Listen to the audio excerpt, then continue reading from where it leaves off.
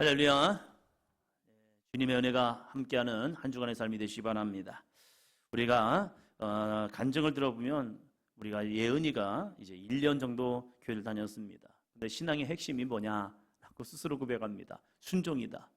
다른 게 아니에요. 순종하면 하나님의 능력이 우리 가운데 나타납니다. 아멘.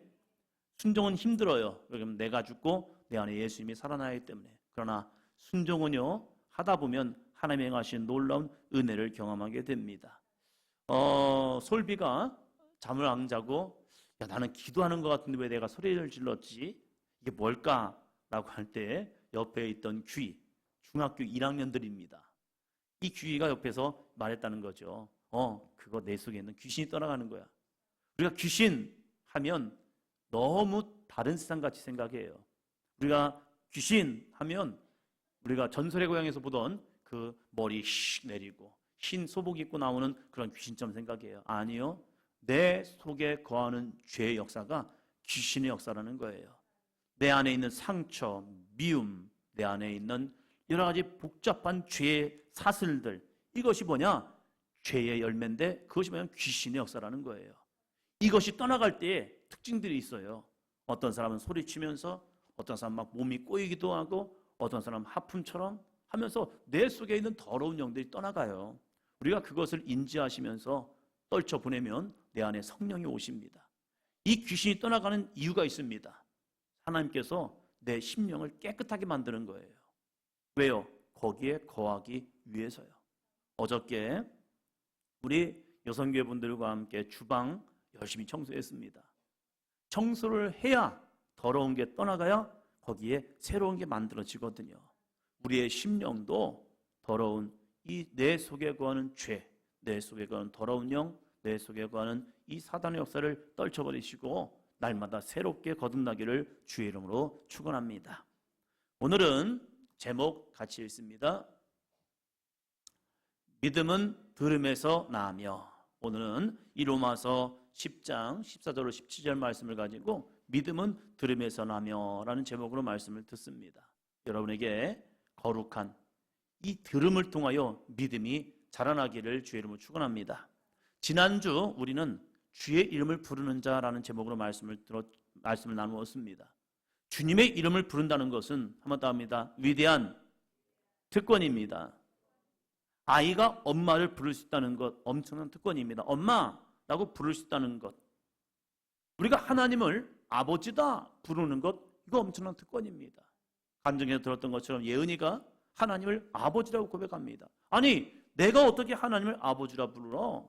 유대인들은 그 거룩하신 하나님을 향하여 아버지라고 부를 수 없다고 생각했어요. 그것은 신성모독이라고 생각했어요. 그러나 예수님은 우리에게 기도를 가르치면서 한번 더 합니다. 하나님, 아버지, 하나님이 너의 아버지가 돼. 이것은 뭡니까? 그 아버지께서 자녀를 책임져 주시겠다는 거예요. 그건 위대한 특권이에요. 우리가 예수님을 부를 수 있다는 것은 엄청난 특권입니다. 왜요? 그 이름을 부를 때 뭐가 이루어지느냐?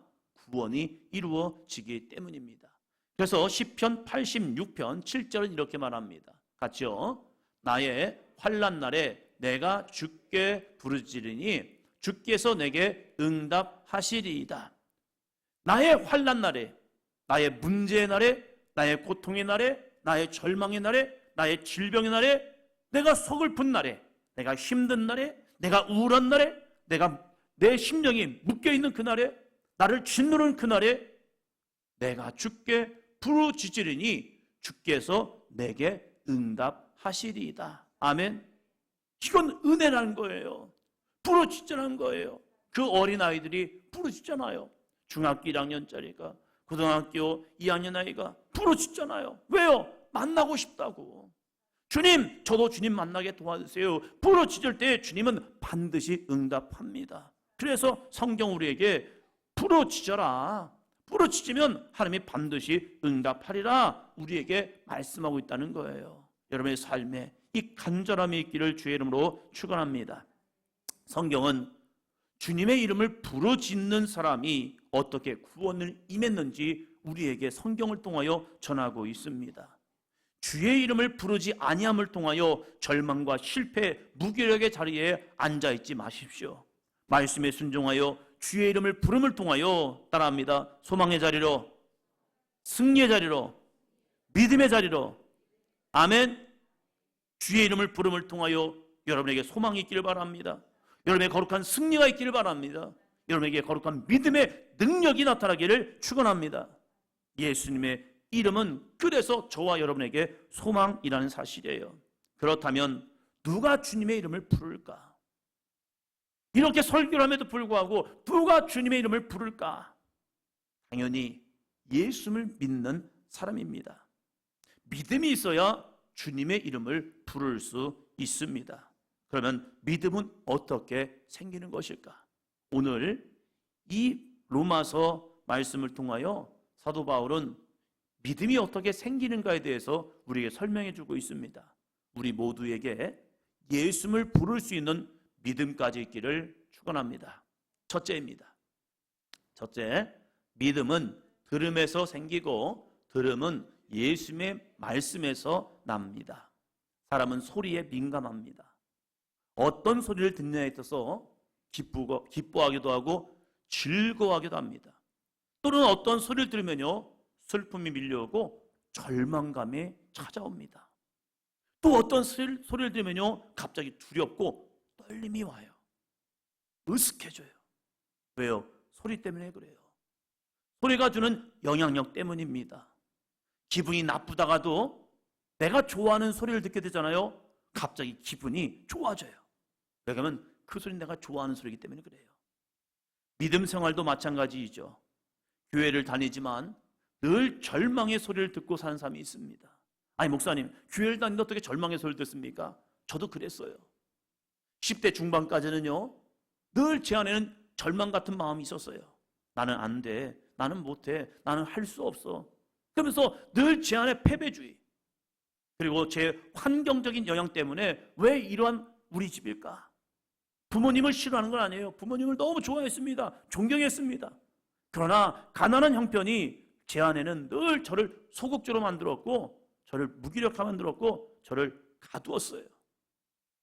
교회에서는 착하고 바른 아이처럼 그런 것 같지만 제 한쪽 마음에는요, 늘 어두운 마음이 있는 거예요. 그게 무엇이냐? 바로 죄의 속성에 따른 부정적이고 불평하고 불순종하는 마음이 있는 거예요. 그런 사람이 내 속에 거하는 죄의 소리를 듣게 되고요, 나를 유혹하는 사단의 속삭임에 빠지고 귀신의 소리를 듣게 되는 거예요. 그래서 너 안 돼, 너 안 돼. 그러나 예수님은 우리에게 그렇게 말씀하지 않아요. 마가복음 9장 23절입니다. 같이 읽습니다. 예수께서 이르시되 할 수 있거든이 무슨 말이냐? 믿는 자에게는 능히 하지 못할 일이 없느니라 하시니. 아멘. 우리들은 이런 말을 해요. 할 수 있을까? 주님, 이게 할 수 있을까요? 되겠을까요? 에이, 안 되겠죠. 안 될 것 같기도 해요. 근데 예수님은 아니야. 할 수 있거든요. 무슨 말이야? 믿는 자에게는 능히 하지 못할 일이 없느니라. 옆에 사람 보시면서요, 믿는 자에게는 능히 하지 못할 일이 없습니다. 뭘 믿어요? 어떤 걸 믿냐 이거예요. 나를요? 아니요. 성경은 나를 믿으라고 하지 않아요. 우리는 전능하신 하나님을 믿으라는 거예요. 그 하나님을 믿으면, 예수님을 믿으면 능히 하지 못할 일이 없다라고 말씀합니다. 또 마가복음 10장 27절입니다. 예수께서 그들을 보시며 이르시되 사람으로는 할 수 없으되 하나님으로는 그렇지 아니하니 하나님으로서는 다 하실 수 있느니라. 아멘. 하나님은 다 하실 수 있다는 거예요. 그래서 우리는 하나님을 이렇게 고백합니다. 전능하신 하나님. 창세기 1장에서는 태초에 하나님이 천지를 창조하시니라. 우리가 천지 만물이 그냥 우연히 있는 것이 아니라, 아니요, 하나님께서 이 천지 만물을 지은 거예요. 이거부터 시작하고 있다는 거예요. 우리에게 이 믿음이 있어야 합니다. 이 믿음은 어떻게 되어지느냐? 들음을 통하여서요. 우리가 하나님의 말씀을 듣다 보면요, 그 들은 말씀을 통하여 내 안에 믿음이 생기게 됩니다. 사랑하는 사도인전교회 가족 여러분, 예수님의 말씀을 들으십시오. 내 속사람의 말을 듣지 마시고요, 내 귀에 속삭이는 그 마음의 소리를 듣지 마시고요. 세상에 들려지는 수많은 이야기를 듣지 마시고 생명의 말씀, 우리의 믿음, 참 믿음의 근원 되시는 주의 말씀을 들으시기를 축원합니다. 사도 바울은 우리에게 그리스도의 말씀, 예수님의 말씀을 들으라고 합니다. 17절 볼까요? 17절. 그러므로 믿음은 들음에서 나며 들음은 그리스도의 말씀으로 말미암았느니라. 그리스도 예수의 말씀을 들을 때 참 믿음이 생겨요. 여러분의 자녀들에게 믿음의 길을 가기 원하십니까? 하나님의 말씀, 주 예수 그리스도의 말씀을 듣게 하시기를 바랍니다. 세상에 수많은 얘기를 듣고 사니까 믿음은 잃어버리는 거예요. 어느 순간부터 세상이 더 크게 내 귀에 들리거든요. 그러니까 하나님의 말씀은 너무 작아 보이고 어느 순간에 세미한 흐미한 음성이 되어서요, 어렸을 때 신앙생활을 했지만 어느 순간부터 세상의 소리가, 세상의 지식의 소리가 더 많이 들려오기 시작한 순간 성경은 다 허구인 것 같은 거예요. 그러니까 하나님의 말씀을 저버리고 내 길로 가고 있는 거예요. 사랑하는 성도 여러분, 나부터 하나님의 말씀에 귀를 기울이시기를 축원합니다. 요한복음 4장에 보면 한 왕의 신하가 자신의 아들이 병들어서 죽게 되었습니다. 예수님에 대한 소문을 들었습니다. 예수님이라면 고칠 수 있겠다라는 믿음이 생겼어요. 그것은 뭐냐면 예수님에 대한 이야기를 들었기 때문에 그래요. 그래서 그 마음의 소망을 가지고요, 그 예수님을 찾아 나섰습니다. 그리고 그 예수님께 말합니다. 예수님, 내 아들이 병들어 죽게 되었습니다. 오셔서 내 아이 좀 고쳐주세요 라고 이야기합니다. 근데 예수님이 이렇게 말씀합니다. 요한복음 4장 50절. 예수께서 이르시되 가라, 내 아들이 살아있다 하시니 그 사람이 예수께서 하신 말씀을 믿고 가더니, 예수님이 하신 말씀은 단순했어요. 뭐 기도해 준 것도 아니에요. 뭐 다른 거 해준 것도 아니에요. 어떻게 뭘 해라 한 것도 아니에요. 그냥 단순하게 이렇게 말씀하셨습니다. 가라, 내 아들이 살아있다. 여러분, 병들어 죽게 된 아들이 예수님의 이 한마디, 가라, 내 아들이 살아있다, 살아날까요? 살아나겠습니까? 이게 믿음이란 거예요. 어떤 사람은 이 말을 믿습니다. 그래, 예수님이 말씀하셨으니 된다. 근데 어떤 사람은요, 이게 뭐야? 아니, 이게 도대체 뭐야? 그냥 가라, 내 아들이 살아있다. 나는 기껏 예수님을 찾아서 왔고 예수님을 모시고 가길 원했는데 이 예수님은 나한테 가지도 않고 오지도 않고 그냥 가, 너 그냥 돌아가, 내 아들이 살아있다, 살아있어, 살아났어 라고 하는 거예요. 그때 이 관원은요, 믿음이 있었어요. 그래서 밑에 줄 보면 그 사람이 예수께서 하신 말씀을 뭐예요? 믿고 어떻게 했어요? 가더니 라고 말한 거예요. 여러분, 이 믿음이 주님이 역사하는 믿음입니다. 우리가 주의 말씀을 듣고 예수님의 말씀을 듣고 믿음이 생기면 우리는 가는 겁니다. 믿음으로 나아갈 때에 우리에게도 기적과 능력은 나타납니다. 그래서 예수님의 말씀을 들으십시오. 나에게 들려진 말씀을 믿으십시오. 믿어지지 않는다면 우리는 기도해야 합니다. 믿음을 달라고요. 성령 하나님을 의지하며 기도하십시오. 믿음은 성령께서 주시는 은사입니다. 내 안에 믿음이 없다? 내 안에 믿음이 안 생긴다? 그러면 나는 안 되나 봐, 이게 아니라 한번 더 합니다. 성령님, 나에게 믿음을 주세요. 우리가 성경을 읽으면서 들으면서 묵상하면서 배우면서 주시는 말씀들이 있잖아요. 나에게 감동을 주시는 말씀이 있잖아요. 나에게 은혜 주시는 말씀도 있잖아요. 그 말씀이 나에게 은혜는 되는데 믿어지지 않아요. 그럼 거기서 멈추는 게 아니라 그 말씀을 붙들고 그 말씀을 의지해서, 주님, 이 아버지를 보니까 주님의 말씀을 믿네요. 믿고 갔더니 그 아이가 나았네요. 가다가 종들이 왔어요. 그 종들이 와서 하는 말이 뭐냐면, 주인님이요, 당신의 아들이 살아났습니다. 와, 그렇구나. 언제 그랬니? 확인하고 싶은 거예요. 그랬더니 언제 이렇게 이 아이가 나왔습니다. 와, 그때를 되돌아보니까 예수님이 말씀하신 그때란 거예요. 내가 그 말씀을 믿고 갔더니 와, 이 아이가 살아났구나. 믿음은 들음에서 납니다. 내가 그 주님의 말씀을 믿음으로 받아들였어요. 그랬더니 이 아이가 살아난 겁니다. 사랑하는 성도 여러분, 우리에게도 이러한 믿음이 있기를 주의 이름으로 축원합니다. 주여, 믿음이 나를 살립니다. 믿음이 나를 붙들어줍니다. 나에게도 믿음을 주시옵소서. 이 믿음을 통하여 승리케 하여 주시옵소서. 둘째요, 믿음의 말씀을 듣기 위해서 전하는 사람이 되어야 합니다. 사도 바울은 예수님의 말씀을 들을 때 믿음이 생기는 과정을 역순으로 설명합니다. 이것은 복음 전파의 중요성을 우리에게 강조하기 위해서입니다. 자, 14절 봅니다. 그런즉 그들이 믿지 아니하는 이를 어찌 부르리요? 듣지도 못한 이를 어찌 믿으리요? 전파하는 자가 없이 어찌 들으리요? 15절이요. 보내심을 받지 아니하였으면 어찌 전파하리요? 기록된 바 아름답도다. 좋은 소식을 전하는 자들의 발이여 함과 같으니라. 아멘. 예수님을 부르기 위해서는 믿음이 있어야 한대요. 자, 앞을 봅니다. 믿음이 있을 때 우리는 이렇게 고백할 수 있습니다. 한번 더 합니다. 예수님, 주여, 부를 수 있다는 거예요.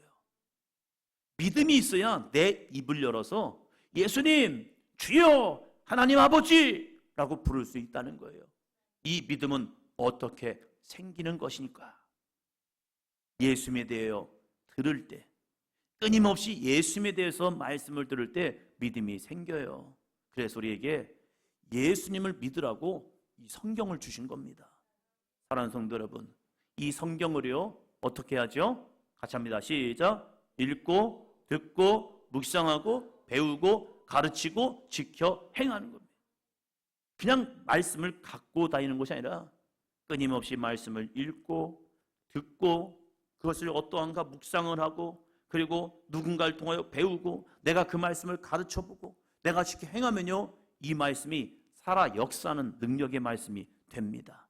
여러분, 말씀을 가까이 할 때에 믿음이 생겨나요. 그런데도 불구하고 성경이 믿어지지 않아요? 그때 기도하는 거예요. 성령님, 내 안에 깨닫는 마음을 주시옵소서. 내 안에 성령이 계시지 않은가 봅니다. 성령님 오셔서 주여, 내 안에 깨닫는 마음을 주세요. 솔비가 고백했죠. 제가 예수님 만나고 싶은데, 기도해야 하는데, 기도하면서 만나고 싶은데 안 만나진다는 거예요. 그래서 한 게 뭐래요? 회개라는 거예요. 죄가 하나님과 나와의 관계를 가로막고 있는 거예요. 이 죄가 내가 주님 앞에 더 나아갈 수 없도록 나를 가로막고 있는 거예요. 나는 주님과 소통하고 싶고, 나는 주의 음성을 듣고 싶고, 나는 주님을 보고 싶은데 이게 안 되는 거예요. 그게 뭐냐면 유리벽처럼 내가 나가고 싶은데 막혀 있는 거예요. 그러면 이 유리벽을 깨야 하거든요. 이 죄의 유리벽을 깨는 순간 주님의 말씀이 들려져요. 주님이 말씀하지 않은 게 아니라 이 나의 죄가 주님의 말씀을 가로막고 있었다는 거예요. 이 가로막고 있던 죄를 회개하면요 열려서 드디어 주의 음성이 들려지고 주님을 만나는 은혜가 주어집니다. 우리가 성경을 읽을 때도 필요해요. 성경은 무엇입니까? 디모데후서 3장 16절이요. 모든 성경은 하나님의 감동으로 된 것으로 교훈과 책망과 바르게 함과 의로 교육하기에 유익하니. 성경은 하나님의 감동으로 되었어요. 그래서 그 감동을 다시 받기 위해서 필요한 건 뭐냐면 성령의 오심이라는 거예요. 사랑하는 성도 여러분, 우리가 이 하나님의 말씀을 더욱더 가까이 함을 통하여 주님과 함께 동행하는 삶이 되시기를 주의 이름으로 축원합니다. 또 예수님에 대해서 들을 수 있는 방법, 두 번째 방법이 있는데 그건 뭐냐면 말씀의 전파입니다. 우리들도 누군가 복음을 전했기 때문에 그 말씀을 들었어요. 우리 대한민국도 조선시대에 주의 말씀이 전파됨을 통하여 그 말씀이 우리에게 주었다는 사실이에요. 우리의 입을 열어 예수님을 전할 수 있는 삶이 되시기를 주의 이름으로 축원합니다. 그럼 어떤 분이 이렇게 생각합니다. 내가 예수님을 믿으라고 한다고 믿겠어? 맞아요. 내 힘으로는 안 돼요. 내 능력으로는 안 돼요. 그런데 예수님 믿으세요. 우리 교회 와보세요 라고 하잖아요. 내가 그 사람을 변화시킨 게 아니라 성령께서 그 마음을 변화시켜 줍니다. 나는 그저 우리 교회 가볼래? 라고 했지만 그 이야기가 그의 마음속에 그냥 끌려와서 나도 한번 가볼까? 라고 한다는 사실이에요. 내가 전하는 것 같지만 내 말 속에 주님의 영이 함께해서 그 심령을 변화시켜 줍니다. 누가 갑니까? 보내심을 받은 사람이라는 거예요. 예수님께서 우리 믿음의 사람들에게 이런 말씀을 하십니다. 마가복음 16장 15절입니다. 또 이르시되 너희는 온 천하에 다니며 만민에게 복음을 전파하라. 너희는 제자들에게만 한 게 아니에요. 오늘 이 시대에 믿음의 삶을 살아가는 우리들에게 특별한 누군가가 아니라 바로 우리들에게, 여러분에게, 저에게, 이 만민에게 복음을 전파하라고 말씀하고 있습니다.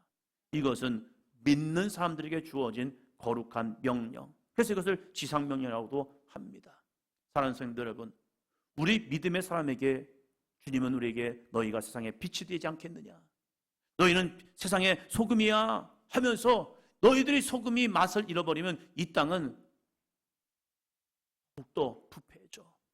너희는 세상의 빛인데 그 빛이 어두워지기 시작하면 세상은 더 어두워져. 그래서 주님께서 우리에게 너희는 빛이야, 그 빛을 밝혀서 이 땅을 정말로 하나님의 은혜 가운데 살아가는 하나님의 나라로 만들어 가라 라고 말씀하고 있다는 사실입니다. 여러분을 주님께서 가정으로, 이웃에게, 직장에 보내고 계십니다. 뭐라고요? 잘 먹고 잘 살라고 보낸 것이 아니라 예수님 전하라고요. 사랑하는 성도 여러분, 먼저 믿은 우리가 전하지 않으면 누가 이 세상에 복음을 전하겠습니까? 복음을 전하는 사람을 바울은 이사야 52장 7절을 통하여 이렇게 말씀합니다. 한번 따라합니다. 아름답도다 좋은 소식을 전하는 자들의 발이여. 아름다운 발이 있대요. 더러운 발도 있고요. 죄악으로, 멸망으로, 사망으로 나아가는 발걸음은요, 더러운 발걸음입니다. 친구를 죄악 가운데 끌고 가는 사람은요, 정말로 더러운 발들입니다. 그러나 이 바울은 이사야 52장 7절 말씀을 가지고 아름답도다, 그 아름다운 것이 무엇이냐? 좋은 소식을 전하는 자들의 발이다 라고 이야기하고 있습니다. 여러분의 한 주간의 발걸음이 아름다운 좋은 소식을 전하는 발이 되기를 주의 이름으로 축원합니다. 그래서 그들에게 복음을 전하는 거예요. 예수님 믿으세요. 예수님 믿어야 합니다. 예수 믿고 천국 가십시오. 예수 믿고 구원 받으십시오. 예수 믿고 하나님의 거룩한 복을 누리십시오. 예수 믿고 여러분의 삶에 회복이 이루어지기를 원합니다. 아멘. 우리 사도행전교회가 아름다운 발이 되어 복음 대신 예수님을 가정과 이웃과 직장과 이 땅 가운데 전함으로 생명 역사를 전하는 삶이 되기를 축원합니다. 옆에 사람 보시면서요, 당신의 발은 아름다운 발이십니다. 할렐루야. 믿음은 들음에서 난답니다.